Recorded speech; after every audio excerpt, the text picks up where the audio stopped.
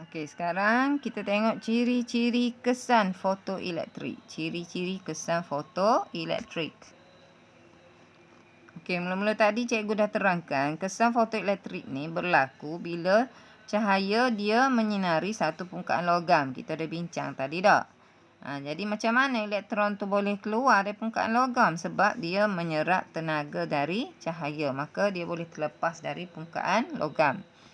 Jadi kita ada dulu-dulu teori klasik kita panggil dah. Teori klasik dia kata gelombang cahaya ni spektrum dia mempunyai tenaga selanjar.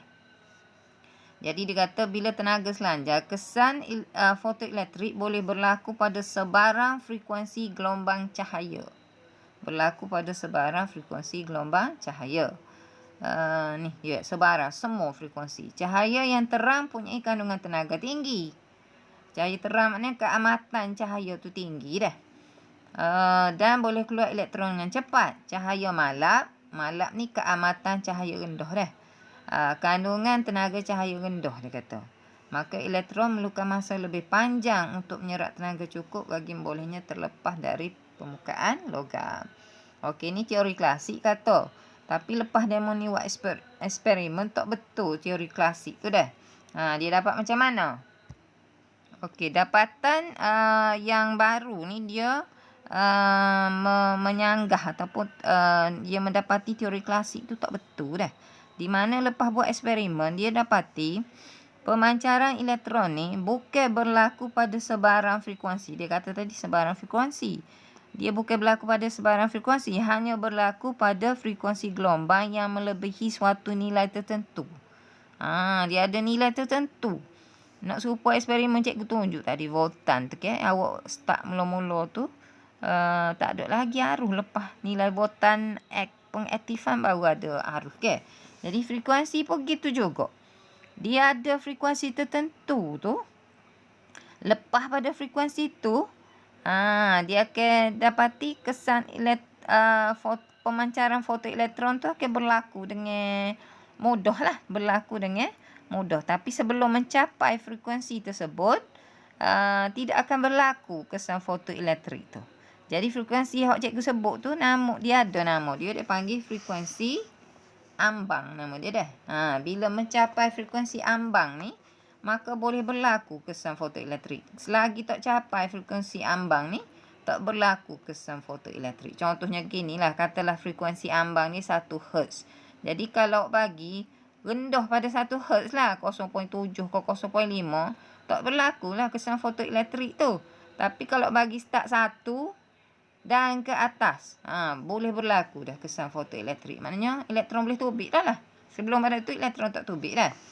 Okey, jadi lah ni. So lagi dia dapati, selain pada tu, kesan fotoelektron ni tidak dipengaruhi oleh keamatan cahaya. Tadi kata kalau keamatan tinggi, kesan fotoelektrik tinggi, keamatan rendah, kesan fotoelektrik rendah deh. Tapi eksperimen baru ni kita dapati tak kira keamatan cahaya rendah ke tinggi, dia tetap berlaku setelah dia mencapai frekuensi ambang tadi. Maknanya keamatan ni tak penting. Hak pentingnya frekuensi ambang tu dah. Frekuensi ambang tu yang penting. Okey, jadi ni dia kata pula semakin tinggi frekuensi foton cahaya, semakin tinggi tenaga kinetik. Dengan syarat melepasi frekuensi ambang tadilah. Cikgu sebut frekuensi ambang tadi dah. Frekuensi minimum yang dapat mengeluarkan elektron. Ni cikgu ada tadi. Frekuensi ambang tu lah dah. FO nama dia. Tenaga kinetik fotoelektron tidak bergantung pada keamatan cahaya. Dia bukan dipengaruhi oleh keamatan cahaya sebenarnya dah. Keamatan cahaya bertambah tidak menghasilkan fotoelektron yang lebih bertenaga kinetik. Masuk ayat ni tak bergantung pada keamatan cahaya langsung lah. Okey, lepas tu fotoelektron dipancar secara serta-merta bila permukaan logam disinar dengan cahaya. Tapi ingat syarat tadi melepasi frekuensi ambang melepasi frekuensi ambang. Kalau tak sampai frekuensi ambang tak tobik ni. Tapi bila lepas frekuensi ambang tobik dengan cepatnya Tapi dia beza pancaran term ion ni cikgu ajar mula tu. Pancaran term ion ni dia mari daripada dalam. Okay, kita panah logam daripada dalam. Tu bukan guna cahaya lah maksud dia. Ni lambat ni. Ni lambat ni. Dia mengambil masa yang lama. Tapi dia beza dengan cahaya. Cahaya bila cecah yang frekuensi ambang, dia berlaku dengan cepat selalu dah. Sebab tu kita kalau kita beli sel solar, mula-mula kita beli, dia kena kita jemur kat matahari lama dulu baru dia boleh berfungsi. Sebenarnya kita nak susah apa? Capai frekuensi ambang dia. Kalau baru mula-mula beli sel solar lah, kita buat gitu biasa dah.